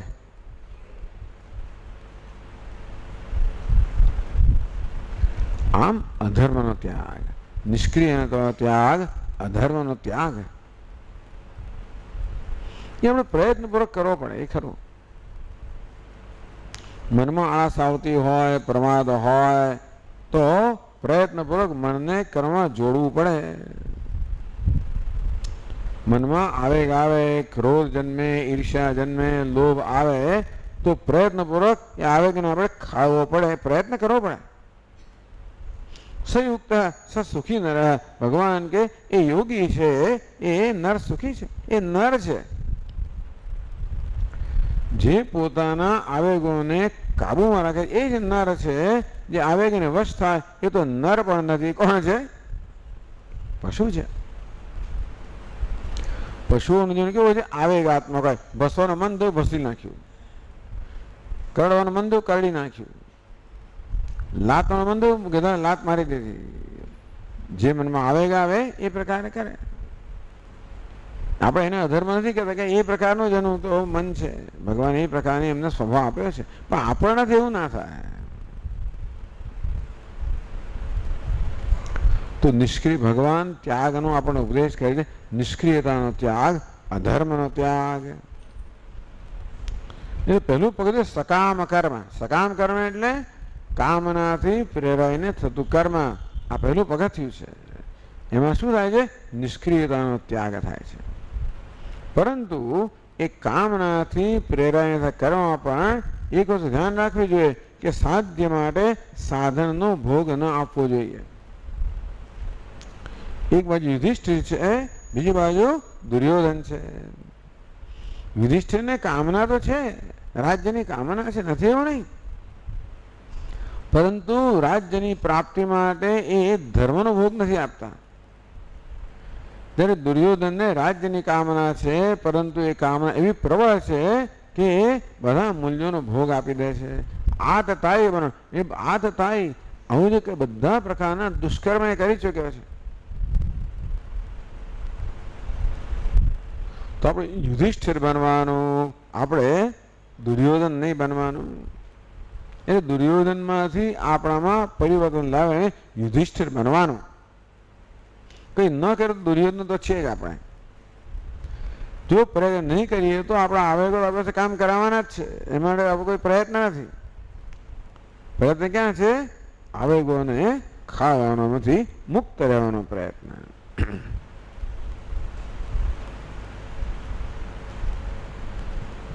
આમ અધર્મનો ત્યાગ.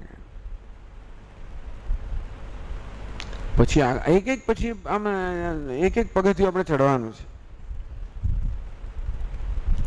પછી ભગવાન બીજો ત્યાગ ક્યાં આગળ? શેનો ત્યાગ?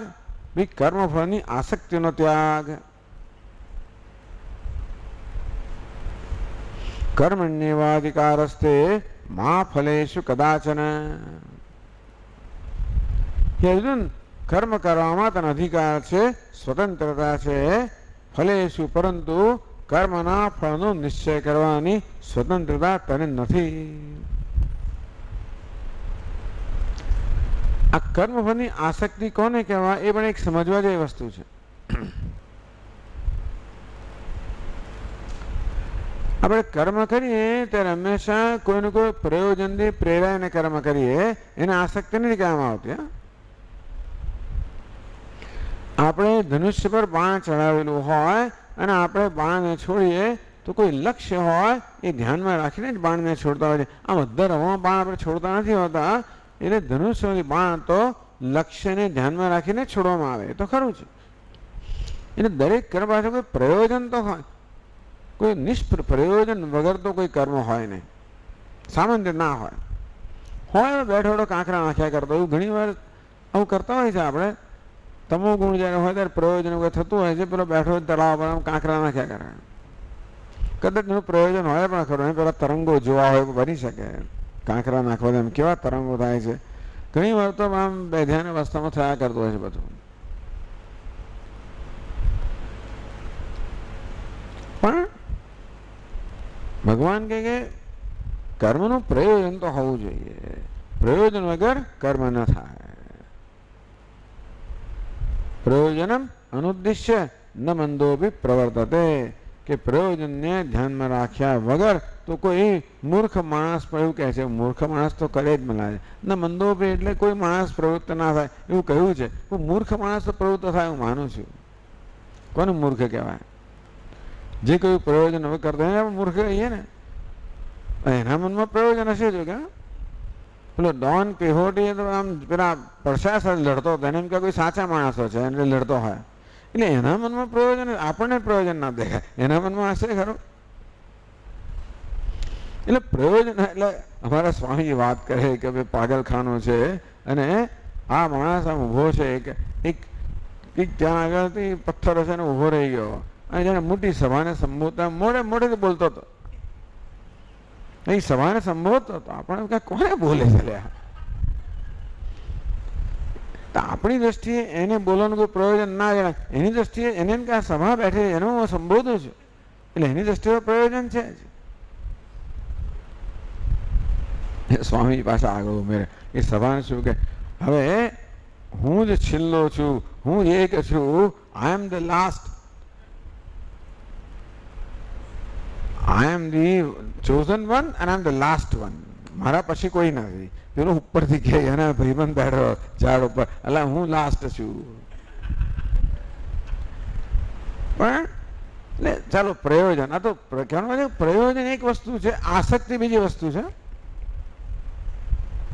એટલે ઘણી વાર લોકો પ્રયોજન અને આસક્તિ વચ્ચેનો ભેદ ન સમજવાને કારણે એમ માને છે કે કર્મ કરવું કે કોઈ પ્રયોજન ધ્યાન ન રાખવું, એ કર્મ કર્યા કરવું, એનું શું પરિણામ આવશે એની ચિંતા ન કરવી.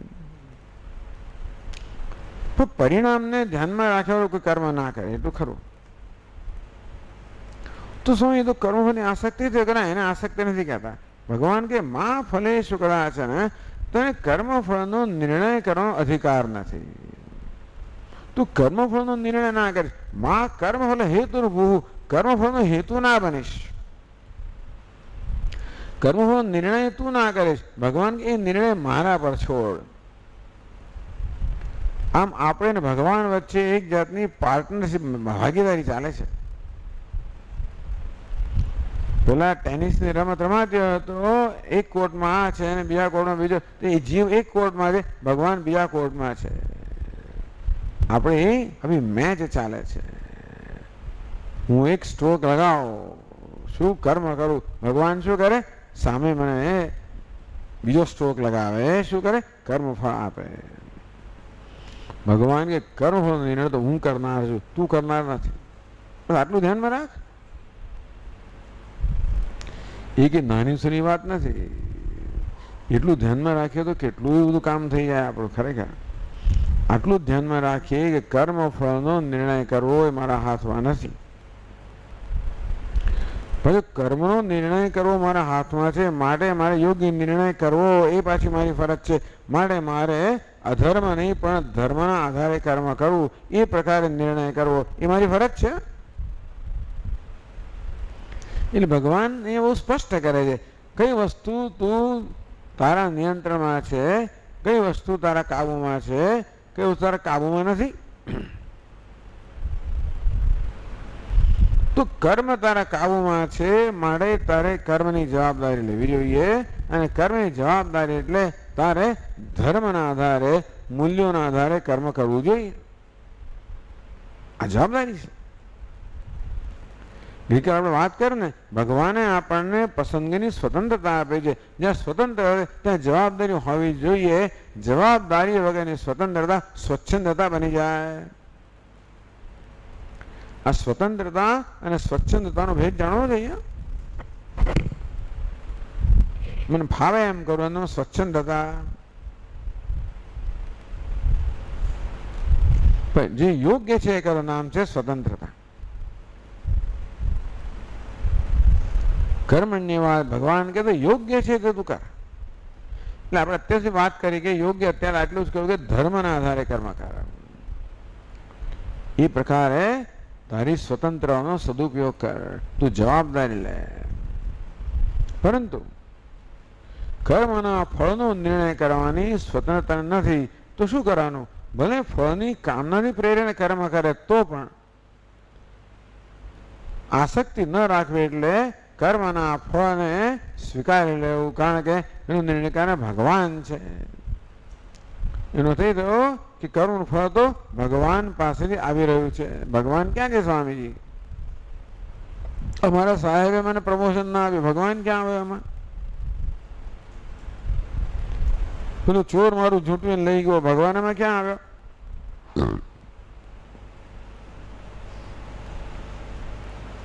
પણ છેવટે નિર્ણય કરનાર તો ભગવાન જ છે. હું ને તમે જે કંઈ કરીએ છીએ બધા વાસ્તવમાં તો ઈશ્વરની કોઈને કોઈ પ્રેરણાથી જ કરતા હોઈએ છીએ. એટલે આ એક સ્વીકારવાની જરૂર છે કે છેવટે તો કર્મફળ આપનાર ઈશ્વર છે. એ કોઈને કોઈ નિમિત્ત પસંદ કરીને એ દ્વારા આપણે ફળ આપતો હોય. પોસ્ટમેન આપણે ઘરે 1000 રૂપિયાનો મની ઓર્ડર લઈ આવ્યો એટલે કે એના ખિસ્સામાંથી નથી આપતો. આમ લાગે કે પોસ્ટમેન 1000 રૂપિયા આપ્યા એટલે આપણે એને ખુશ થઈને 100 રૂપિયા આપીએ, ચા આપીએ, એની કોઈ જરૂર નથી. એના ખિસ્સામાં નથી આપતો. કોઈક બીજાએ મોકલાવેલા છે. પોસ્ટમેન શું છે? માત્ર એક વાહક છે, નિમિત્ત છે કે વાહક છે. તેમ આપણે દુનિયા કર્મફળ આપતી જણાય ખરી, પણ એક એવી છે વાહક છે. વાહક છે એટલે કે નિમિત્ત છે. પોસ્ટમેન જેવી છે, મોકલનાર તો ઉપરવાળો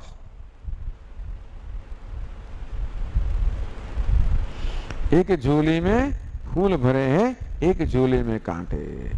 એક ઝોળીમાં ફૂલ ભર્યા છે, બીજી ઝોળીમાં કાંટા છે. આવું કેમ? કુછ કારણ હોગા. ખબર છે આપણને, કઈ કારણ હશે. શું કારણ છે? ભગવાન જાણે.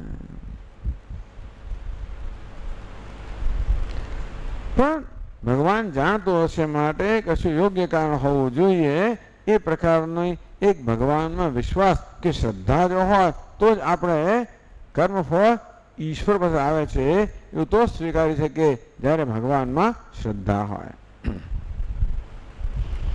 આપણે ઈચ્છીએ કે આપણું ધાર્યું થાય તો ભગવાનને પ્રાર્થના કરવામાં ખોટું નથી. એ પણ એક કર્મ જ છે. પ્રાર્થના કરવી એ ગુનો નથી, માંગવો એ ગુનો નથી.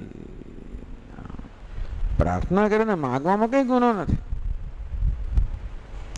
તો પછી મેં માગ્યું માટે મને મળવું જ જોઈએ એ નિર્ણય ભગવાન પર છોડવો પડે. આપણે માગવાનું કામ આપણું છે, આપવાનું કામ એનું છે. તો કર્મનું ફળ કોણ નિર્ણય કરે છે? ભગવાન કહે છે કે એના નિયમો દ્વારા. કર્મનો નિયમ, કરો તેવું પામો, લાવો તેવું લણો, કરો વગેરે વગેરે. એટલે આ કર્મના નિયમ પ્રમાણે કર્મફળ આવતું હોય છે. આ નિયમને ઘડનાર ભગવાન છે, પણ એમ કહેવાય કે નિયમ દ્વારા ભગવાન જ કર્મના ફળનો નિર્ણય કરે છે. એક ભાવનાનો સવાલ છે. આની પાસે આપણી પાસે કોઈ પુરાવો નથી આ બધું કહેવાનો. શાસ્ત્ર પુરાવો છે, પણ બાકી તો આપણે દલીલ કહ્યું તો 1000 જાતની દલીલો કરી શકીએ, એની વિરુદ્ધમાં દલીલો કરી શકીએ, અને તરફેણમાં કરી શકીએ. તો ભાવના, શું ભાવના? અને અમારા પાસે પ્રસાદ બુદ્ધિ કે એક ભાવના છે, મને જે પ્રાપ્ત થાય છે ઈશ્વરનો પ્રસાદ છે, એ પ્રકારની ભાવના. આ કર્મયોગ શેનો યોગ છે? ભાવનાનો યોગ છે. પ્રસાદ બુદ્ધિ એટલે પ્રસાદની ભાવના, કે જે કર્મનું જે ફળ મળ્યું એ ભગવાન પાસેથી આવે છે, એટલે ભગવાનનો પ્રસાદ છે. આ સહેલું નથી, અઘરું છે. આપણું ધાર્યું થાય ત્યાં સુધી એ ભાવના જાળવવી સરળ છે. ધાર્યું ન થાય ત્યારે પછી ભાવના જાળવવી અઘરી છે, બહુ અઘરી છે. પછી અને કર્મફળની આસક્તિ નો, કર્મફળના આગ્રહનો ત્યાગ. કર્મફળની આસક્તિનો ત્યાગ એટલે કર્મફળ વિશેના આગ્રહનો ત્યાગ. આમ જ થવું જોઈએ, આમ ન જ થવું જોઈએ, એ પ્રકારના આગ્રહનો ત્યાગ જે થાય એનો આપણે ખેલ દિલીથી, સ્પોર્ટ્સમેન સ્પિરિટથી સ્વીકાર. હવે ક્રિકેટની આ બેટ એવો રમતો એક તો હારવાની જ છે ને. પેલો જાય ત્યારે એવી તૈયારી સાથે જ જવું જોઈએ, ના જાય તો એ મૂર્ખ કહેવાય. એટલે હારવા આપણે જતા નથી, પણ હારવાની સંભાવના રહેલી તો છે. એ પ્રકારની એક માનસિક તૈયારી તો ખરી જ ને, નહીં તો માણસ તૂટી જાય. આ તો ટેનિસમાં હાર્યો ને પાછો આવ્યો, પાછો હાર્યો ને પાછો આવ્યો, અને ચોથી વાર જીતી જાય પાછો. કારણ કે અંદરથી નથી હાર્યો, ભલે બહારથી હાર્યો હોય, અંદરથી હાર્યો નથી. એને હાર સ્વીકારી, એનું નામ સ્પોર્ટ્સમેન સ્પિરિટ, ખેલ દિલી, કે આવું તો હોય જ, આવું તો થાય જ. એ કે ભગવાનમાં નહીં માનતા, પણ આવું થાય એ તો સ્વીકારે છે. સ્વીકારેલે વળી પાછો ઉત્સાહથી લાગુ પડી જાય બીજા જ દિવસથી. કેવી જાતની શક્તિ એ લોકોમાં હશે, કેવો ઉત્સાહ હશે, કેવું જોમ હશે.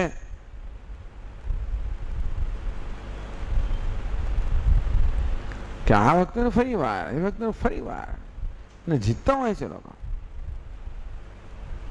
આમ કર્મફળની આશ્રિતનો ત્યાગ એટલે કર્મફળ વિશેના આગ્રહનો ત્યાગ. મારું ધાર્યું થવું જોઈએ એ પ્રકારના આગ્રહનો ત્યાગ. ધાર્યું કોનું થાય? ધણીનું થાય. ટૂંકમાં એ પ્રકારનો એક સ્વીકાર. આ તો આ બધું જીવનમાં આપણે અપનાવવાનો પ્રયત્ન કરીએ ત્યારે આ વસ્તુ કેટલી અઘરી છે ખબર પડે આપણામાં. કારણ કે હંમેશા મારું ધાર્યું થાય એ પ્રકારની આપણો આગ્રહ એવો દ્રઢ હોય છે કે આગ્રહ છોડો એટલો સરળ નથી. આ બીજું છોડવાનું આવે, ત્યાગ આવે. સ્પોર્ટ્સમેન સ્પિરિટ, એનાથી આગળ વધીને પ્રસાદ બુદ્ધિ. પેલા લોકોનો સ્પોર્ટ, જે લોકો ભગવાનમાં માને નહીં એ લોકો સ્પોર્ટ્સમેન સ્પિરિટમાં માને, ખેલ દિલી સ્વીકારે. પછી ભગવાન માનતા હોય એના થોડું સરળ થઈ જાય કે ભગવાન આપનારો છે, કુછ કારણ હોગા, કંઈક પ્રયોજન હશે ભગવાનનું, આપણે ખબર નહીં શું છે. આમ આ પ્રકારે પ્રસાદ બુદ્ધિથી જે કંઈ જીવનમાં બનતું હોય એનો સ્વીકાર. કર્મફળ કોને કહેવાય? જે કંઈ સંજોગો આપણી સમક્ષ આવે, પ્રત્યેક ક્ષણે આપણું કર્મનું ફળ જ છેવટે આપણી સમક્ષ આવતું હોય. સંજોગોના રૂપમાં કર્મફળ આવે કેવી રીતે? સંજોગોના રૂપમાં, ઘટનાઓના રૂપમાં. એ આપનાર ઈશ્વર છે, એ સર્જન કરનાર ઈશ્વર છે. પછી શું કરવું આપણે નક્કી કરો ને. પ્રસાદ બુદ્ધિનો અર્થ નહીં કે આપણે હાથ જોડીને બેસી રહેવાનું, એવું નહીં. ભગવાન આમ સ્ટ્રોક આપણે લગાવવાનો સ્ટ્રોક પછી એ તો આપણે દોડાવે ખરો પાછો, તો ધ્યાન રાખવાનું. નહીંતર આપણે ઊભા હોય ને તો ઘણી વાર આપણે કૃપા કરો ઊભા હોય ત્યાં સ્ટ્રોક આપે એટલે આપણે ભગવાનની કૃપા હોય. પછી અત્યારે પેલી બાજુ નાખે ત્યારે કે ભગવાન જો આ કેવો છે, પછી તો દોડાવે છે ને, તો આપણે શીખીએ ને. પેલો કોચ હોય સામેની બાજુ તો આપણે કંઈ આપણે હોઈએ ત્યાં ત્યાં ના આપે આપણે દડો. આપણે અહીં ઉભો તો ત્યાં ફેંકે, ત્યાં આગળ પાછળ તો આગળ ફેંકે, આવે તો પાછળ ફેંકે. શેના માટે? જેથી આપણે કેળવાઈએ, ઘડાઈએ. આપણે એક શ્રદ્ધા નવી કે ભગવાન મને ઘડવા માંગે છે. ટૂંકમાં એનો ઇજારો લઈને બેઠો છે, એટલે શું કામ તું કરતો મને છોડને પણ નહીં, એ નહીં છોડે. કારણ કે મારો હિતેજ શું છે ને, હિતેજ હોવાને કારણે એ તો મંડી જ પડ્યો છે. શિલ્પી જેવી રીતે હથોડીને સિંહ લઈને મંડી પડ્યો હોય તેવી રીતે ભગવાન મંડી જ પડેલો છે અને આ ખરબચડો પથ્થર છે એને ઘડવા માંગે છે. જેમ પેલો શિલ્પી જાણતો હોય કે ખરબચડા પથ્થરમાં એક સુંદરતા, સુંદર મૂર્તિ રહેલી છે, એને દેખાય છે, આપણે ના દેખાય. તેમ ભગવાનને આપણી સુંદરતા દેખાતી હશે અને માટે એનો આવિર્ભાવ કરવા માટે એ મંડી પડ્યો છે. આવું ભક્તની આ પ્રકારની ભાવના છે. કર્મયોગી ભક્ત છે. આ પ્રકારે કર્મની આસક્તિનો ત્યાગ એટલે કર્મફળ વિશેના આગ્રહનો ત્યાગ. જે ફળ મળે એને ભગવાનના પ્રસાદ તરીકે સ્વીકારવું, એને કહેવાય પ્રસાદ બુદ્ધિ અથવા પ્રસાદની ભાવના. બુદ્ધિ શબ્દ વાપર્યો પણ ખરે શું છે? ભાવના છે.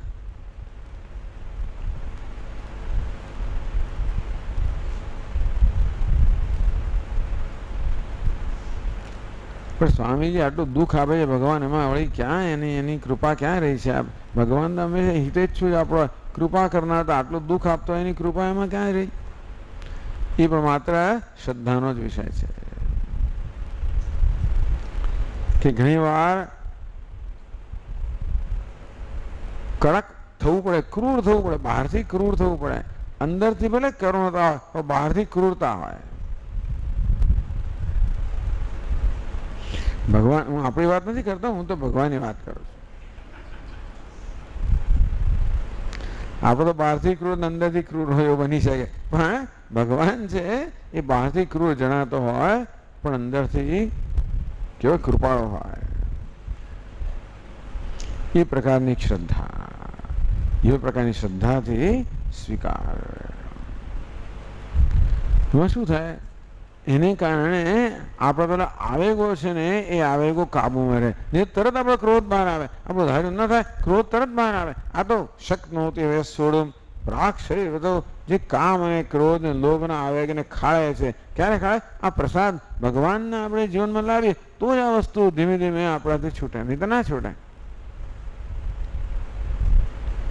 આપણો સ્વામી મહારાજ કે મોર ઓફ ઈશ્વર લેસ ઓફ આઈ. જેમ ઈશ્વરનું હાજરી વધે તેનો અહંકારની હાજરી ઘટે. અહંકાર એટલે કામ ક્રોધ લોભ એટલે જ અહંકાર, બીજું શું? અહંકારની સ્થૂળ અભિવ્યક્તિ આ કામમાં, ક્રોધમાં, લોભમાં હોય એટલે આપણું ધાર્યું ન થાય તો ક્રોધ આવે જ આપણને. તરત આપણે કોઈના પર ગુસ્સે થઈએ, કોઈને દોષારોપણ કરીએ, આને આ જવાબદાર છે એમ કરીને જો કોઈ બીજાને જવાબદાર માને તો એના પ્રત્યે ક્રોધ જન્મે, અને આપણે જવાબદાર માનીએ તો આપણા પ્રત્યે ક્રોધ જન્મે. ક્યાંક તો ક્રોધ જન્મે છે. ઘણા લોકોનો સ્વભાવ શું હોય? હંમેશા બીજાને જ જવાબદાર માને. કેટલાક લોકો બધું દોષ પોતાને, એટલે એવા લોકો હોય જે બીજા પર જ દોષારોપણ કર્યા કરે, કેટલાક લોકો પોતાના પર દોષારોપણ કર્યા કરે. તો આ પ્રકારે બીજા પર ક્રોધ કે પોતાના પર ક્રોધ. કામ ક્રોધોદ્ભવમ વેગમ એ ક્યારે ખાઈ શકીએ? આ પ્રકારે પ્રસાદ બુદ્ધિ ભગવાનમાં શ્રદ્ધા હોય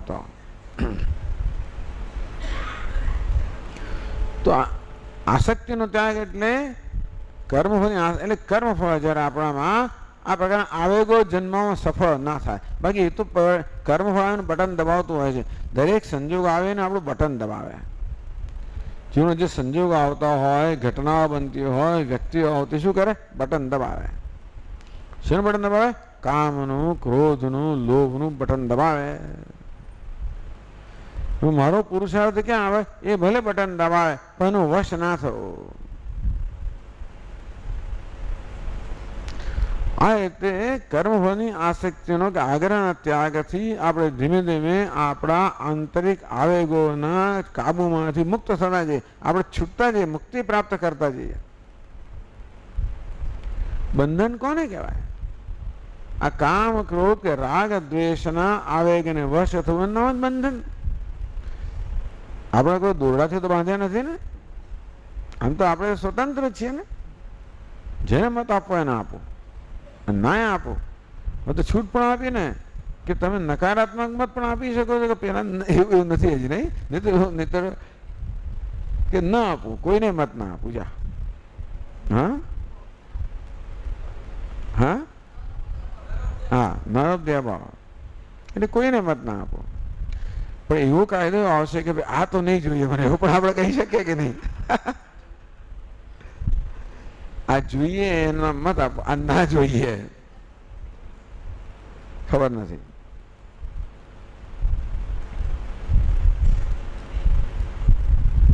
પરંતુ આપણી જે સ્વતંત્રતા છે એ આ કામ, ક્રોધ વગેરેથી એ સ્વતંત્રતા પર તરાપ ન વાગે અને આપણે આપણી સ્વતંત્રતા જાળવી રાખીએ. આ મુક્તિનો માર્ગ છે.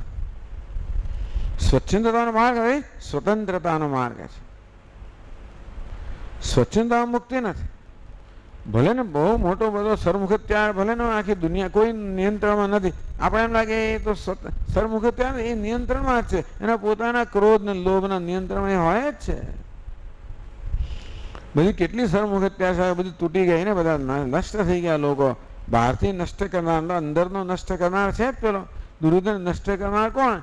કેનાપી દેવેને હૃદય સ્થિતેને. કોઈ અંદર બેઠેલો છે, અંદર દેવતા કહો જે કહો તે રાક્ષસ અસુર, એ મારી પાસે એમ કરાવે તેમ કરું છું. અસુરના કાબુથી મુક્ત થઈ જાય, બહુ મોટી મુક્તિ છે. અંતેથી આપણે બહારથી કોઈ બાંધનાર નથી. આ બંધન શેનું છે? આંતરિક પરતંત્રતાનું બંધન છે. આપણા આવેગો જ આપણે પરતંત્ર લાચાર બનાવે છે. હું ક્રોધ નથી કરતો, ક્રોધ મારા પર કાબુ કરે છે. અંગ્રેજીમાં કહીએ તો કે ભાઈ આઈ ડોન્ટ ગેટ એંગ્રી. અંગ્રેજીમાં કહે I get angry, I don't get angry, anger gets me, એમ કહેવાય. હું ક્રોધને પકડતો નથી, ક્રોધ મને પકડે છે. કોઈ માણસ ગુસ્સે નહીં, ગુસ્સો માણસનો કબજો લઈ લે છે. આ બધાના કબજામાંથી છૂટવું એક મોટી સ્વતંત્રતા છે. આ જન્મ છૂટીએ મોટા ભાગની મોક્ષ મળી ગયો, પોણા ભાગનો મોક્ષ મળી ગયો, મોટા ભાગનો મળી ગયો, પોણા ભાગનો 90% મળી ગયો. આટલો સહેલો ઉપાય છે. સહેલો એટલે પ્રસાદ બુદ્ધિ. ઈશ્વરને આપણા સતત જીવનમાં લાવવો. દરેક ઘટનામાં ઈશ્વર આમાં શું કરી રહ્યો છે? દરેક સંજોગોમાં ચાલો આમાં ઈશ્વરનો શું સંકેત છે? આ દ્વારા ભગવાન મને શું પહોંચાડવા માંગે છે? મારી કઈ શક્તિ જે છે એને ખીલાવવા માંગે છે?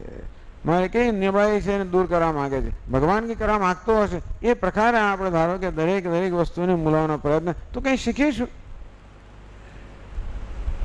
આપણું ધર્મ ન થાય એટલે તિરસ્કાર કરીએ અને ધાર્યું થાય એટલે વળી પાછા આપણે યશ લઈએ, એ પણ બીજી તકલીફ છે. મારું ધાર્યું થાય એટલે હું હર્ષના આવેગમાં આવી જાઉં, આ મેં કર્યું, મારી જાતના અભિનંદન આપવા માંડું, એ હર્ષનો પણ એક આવેગ જ છે. હર્ષનો પણ આવેગ છે, શોકનો પણ આવેગ છે. તો આ ઈશ્વરને જીવનમાં લાવવાથી આપણે હર્ષ, શોક અને આવેગમાં ધીમે ધીમે મુક્ત થવા જઈએ. બહુ મોટી મુક્તિ છે. સિદ્ધ સિદ્ધ્યો સમો ભૂત્વા સમત્વમ યોગ ઉચ્યતે. ભગવાન કે સફળતા, નિષ્ફળતા આ પ્રકારના દ્વંદ્વની અંદર પણ જે પોતાના ચિત્તની સમતા જાળવી રાખે છે એ યોગી છે. ચિત્તની સમતા એટલે આ કામ, ક્રોધ વગેરે આવેગને વશ ન થવું, વિવેકપૂર્વક વર્તવું, એનું નામ સમતા.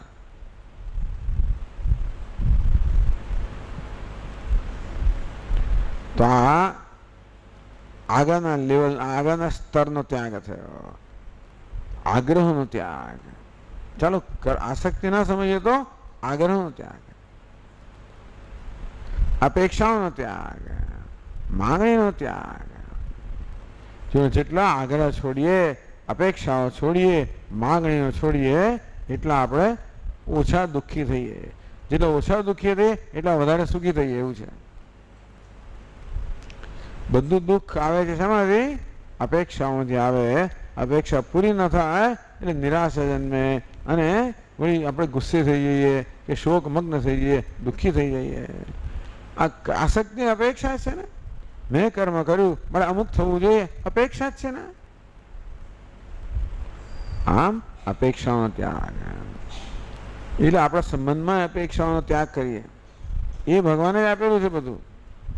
એ વ્યક્તિઓ આપણા જીવનમાં એ ભગવાન આપતા હોય છે. ત્યાગ બને એટલે અપેક્ષાઓનો કે આગ્રહનો ત્યાગ. આમ પ્રસાદ બુદ્ધિ એટલે અપેક્ષાઓનો, આગ્રહનો ધીમે ધીમે છોડજો. એકદમ નહીં છોડી દઈએ તો ધીમે ધીમે છોડીએ. એક એક ડગલું ભરીએ, જરા સલામતીનો અનુભવ આગળ ડગલું ભરીએ. એકદમ અંધારામાં આપણે આમ ઝંપલાવીએ નહીં. આમ આસક્તિનો ત્યાગ, આગ્રહનો ત્યાગ, અપેક્ષાઓનો ત્યાગ. અને મુખ્ય તો આગ્રહ શાના પ્રત્યે છે? કર્મફળ માટે આ ભગવાને કર્મફળને પકડ્યું. આપણને એની શિક્ષા આપવા માટે ભગવાને કહ્યું કે મુખ્યત્વે માણસ કર્મ કરે એટલે હંમેશા એનો આગ્રહ હોય છે કે મારું ઈચ્છિત ફળ મળવું જોઈએ. એટલે ભગવાન કહે એનો ત્યાગ કરે, એ આગ્રહનો ત્યાગ કર, એ અપેક્ષાનો ત્યાગ કર. જે મળે ને તું સ્વીકારી લે, પ્રસાદ બુદ્ધિથી સ્વીકારી લે. તેમ જીવનને જ પ્રસાદ બુદ્ધિ સ્વીકારને બેદું. જે મળે એને પ્રસાદ બુદ્ધિ સ્વીકાર. જે છે ઈશ્વરે સર્જેલું છે, જે આવે છે એ આપનારો ઈશ્વર છે. એનો અર્થ નહીં કે બધાને ઘરમાં ઘાલવા, એવું પણ નથી. એનો અર્થ એવો થયો કે ક્યાંય આપણે રિએક્શન ના કરવું, પ્રત્યાઘાત ના દર્શાવવા. એનો અર્થ એટલો જ છે. સ્વીકારનો અર્થ નહીં કે બધાને આપણા અંદર અંદર પ્રવેશ કરે, એવું નથી. પેલો કહે કે આપણે વિવેક રાખવો જોઈએ કે કોણ દરવાજાની, માત્ર દરવાજાને ચેઇન લગાવેલી હોય, ચેઇન ખોલીને બહાર વાત કરીને આપણે એને પતાવી નાખીએ, એટલું જ કરવાનું હોય. કોઈક વખત દરવાજો ખોલીએ ને વાત કરીને બંધ કરી દઈએ. કોઈ વાર એને ખાલી આગળના રૂમમાં આવવા દઈએ. કોઈને રસોઈ ટૂંકમાં બધાને અંદર ના આવવા દેવા. દરેકને એક મર્યાદા. એ તો ભાઈ વિવેક તો બધા જીવનમાં એ દાખવવાનો ખરો જ. કર્મ આ યોગીમાં કર્મયોગી મૂર્ખ નથી હોતો. સ્વીકારનો અર્થ એ નથી કે આપણે બધાને એક જ લાકડી હાંકવા, એવું પણ નથી. પણ સ્વીકારનો અર્થ છે કે આપણે આવેગ અને વશ ના થઈએ, મનની સ્વસ્થતા જાળવી રાખીએ. God gave me serenity to accept gracefully what I cannot change. ભગવાન જે વસ્તુ બદલી શકે એમ નથી એને સ્વીકારવાની. તું મને ખીલ દિલી આપ, એવી ભાવના આપ, એવી શક્તિ આપ. એક બહુ મોટી સિદ્ધિ છે. ભગવાન એને સિદ્ધિ કહે છે. અને ગીતામાં આ પ્રકારની સિદ્ધિઓની વધારે કિંમત છે. આ કયું ફળ? એનું પેલું આધ્યાત્મિક ને સૂક્ષ્મ ફળ અને સ્થૂળ ફળ. કર્મ કરીએ એટલે એક સ્થૂળ ફળ તો મળે. જે સફળતા હોય કે નિષ્ફળતા હોય એને શું કહેવાય? સ્થૂળ ફળ કહેવાય. સૂક્ષ્મ ફળ કોને કહેવાય? જો આપણે સ્વીકારીએ નહીં તો આપણે આવેગોનો વશ થઈએ, હર્ષ કે શોકના આવેગને વશ થયા, એનું સૂક્ષ્મ ફળ કહેવાય. પરંતુ ન થઈએ, ચિત્તની સમતા જાળવીએ તો આપણે સ્વસ્થ બનીએ, એ પણ એનું સૂક્ષ્મ ફળ કહેવાય. સૂક્ષ્મ બંને પ્રકારનું હોય.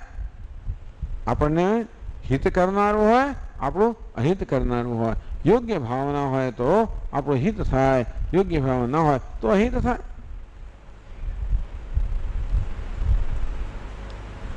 આમ કેવી રીતે આવેગોના પ્રભાવથી ધીમે ધીમે ધીમે એના સકંજામાંથી મુક્તિ પ્રાપ્ત કરવી. એને ભગવાન કહ્યું સિદ્ધ સિદ્ધિઓ સમભૂત્વા સમત્વમ. ભગવાન સમત્વ શબ્દ વાપરે છે. સમચિત્તત્વમ, ચિત્તની સમતા. તો આ સમતા કેમ જાળવવી એ દુનિયામાં શીખવનાર એક જ આપણે મળ્યા, એ છે આપણા સ્વામીજી. ખરેખર એ ચિત્તની ક્ષમતા કેમ જાળવી? ક્ષમતા ક્ષમતા કહે કે આપણે કરવું કેવી રીતે, એમણે કહ્યું પ્રસાદ બુદ્ધિ. આ એક નવી આ વસ્તુ, એક બહુ નવો વિચાર છે. એટલે તમે બીજે તમે જાણવા મળે, બીજે સાંભળવા નહીં મળે. સાંભળવા એટલે કે બીજે જોવા નહીં મળે. ચિત્તની સમતા જાળવે એટલે શું, તો કે પ્રસાદ બુદ્ધિ.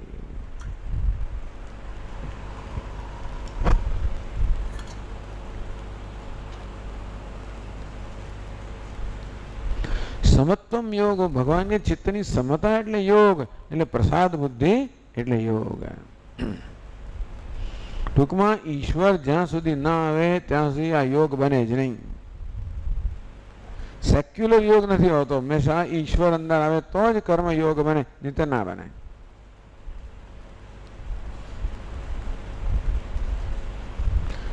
આમ રાગ દ્વેષ રૂપી આવેગોમાંથી મુક્ત થતા જવું એ આપણો આ પહેલી સિદ્ધિ છે. પછી આગળ બીજી ત્યાગની ભૂમિકા ભગવાન કહે છે. આ તો સકામ કર્મની વાત કરીએ આપણે, કે નિષ્ક્રિયતા ક્યારે છોડી શકીએ, સકામ કર્મ કરીએ.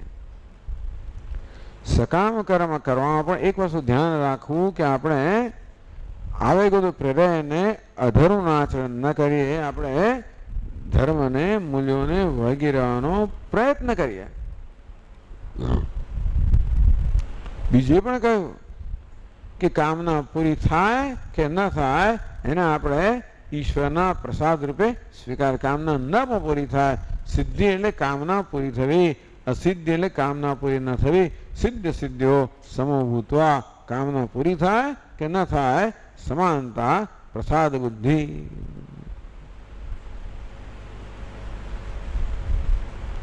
તો નિષ્ક્રિયતાનો ત્યાગ, અધર્મનો ત્યાગ અને આગ્રહનો ત્યાગ, આસક્તિનો ત્યાગ અથવા તો આગ્રહનો ત્યાગ, અપેક્ષાનો ત્યાગ. પછી થોડું આગળ ભગવાન ત્યાગની વાત કરે છે. આવતીકાલે આપણે ચર્ચા ચાલુ રાખશું. ઓમ પૂર્ણમદ પૂર્ણમિદમ પૂર્ણાત પૂર્ણમુદચ્યતે પૂર્ણસ્ય પૂર્ણમાદાય પૂર્ણમેવાવશિષ્યતે. ઓમ શાંતિ શાંતિ શાંતિ. હરિ ઓમ. શ્રી ગુરુભ્યો નમઃ.